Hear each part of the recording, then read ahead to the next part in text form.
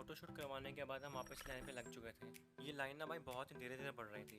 हम 4 घंटे से खड़े हैं भाई साहब, पहुँच ही नहीं पा रहे आगे तक। फिर एकदम से बारिश होती है और ये लाइन की स्पीड भाई साहब बहुत तेज़ हो जाती है। फिर आखिरकार 6-7 घंटे लाइन में खड़े होने के बाद मंदिर में गए, वहाँ पर दर्शन किए, बहुत ही आनंद आ गया। चलो दर्शन करने के बाद हम बाहर आए, थोड़े फ़ोटोज़ खिंचवाई और आखिरी बार केदारनाथ को देख के हम चल दिए नीचे। हर हर महादेव। सब्सक्राइब कर दो गाइस। केदारनाथ के दर्शन करने के बाद हम चल दिए नीचे की तरफ। नीचे जाते समय भाई हमने क्या क्या नहीं देखा। बारिश देखी, दोनों तरफ बर्फ़ देखी, खच्चरों का ट्रैफिक देखा और लैंडस्लाइड भी देखी हमने। ये इतना बड़ा पत्थर भाई से ऊपर से गिरा है। अभी बंदे यहाँ पे ना भाई बहुत डर चुके थे। उतरते उतरते हमें ना बहुत रात हो चुकी थी। हम बिल्कुल थक चुके थे। हमारे जूते और पैंट बिल्कुल कीचड़ से भर चुके थे। बहुत उतरने के बाद, बहुत थकने के बाद आखिरकार हम केदारनाथ के गेट पर पहुंच ही गए। इस टाइम पे ना भाई इतनी खुशी हो रही थी ना, मैं क्या बताऊं आपको यार। केदारनाथ से नीचे उतरने के बाद हम गौरीकुंड पहुंचे। लोग कहते हैं कभी ना सोने वाली जगह न्यूयॉर्क सिटी है, पर मुझे नहीं लगता।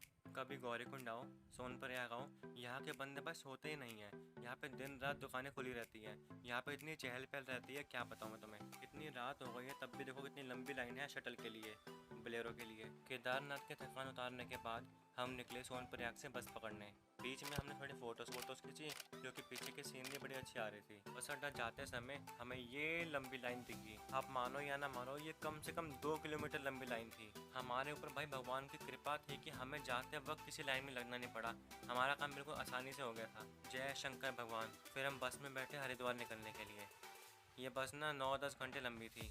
बहुत देर सफ़र करने के बाद बस में हम आखिरकार हरिद्वार पहुंच गए और हमें ये रेलवे स्टेशन के सामने इतनी बड़ी शिव जी की मूर्ति दिखी, तो हम पहुंच गए वीडियोस और फोटोज़ खींचने के लिए।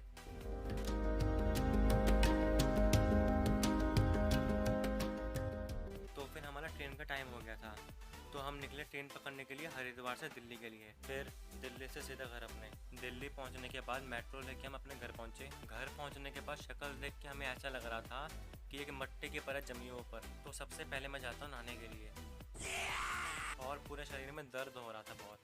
पर एक अच्छी बात हुई कि हमारे मसल्स बन गए लेग्स के, काफ्स निकल गए थे अच्छे खासे। ये जो ट्रिप के दिन थे ये बहुत ही अच्छे थे। ऐसा मन कर रहा कि कभी ये ट्रिप ख़त्म ही ना हो, बस हम घूमते रहें ऐसे ही। पर अब ये ट्रिप ख़त्म होती है, अब ये बस एक मेमोरी की तरह मेरे दिल में हमेशा रहेगी। एक बार हर हर महादेव बोल के सब्सक्राइब बटन दबा दो।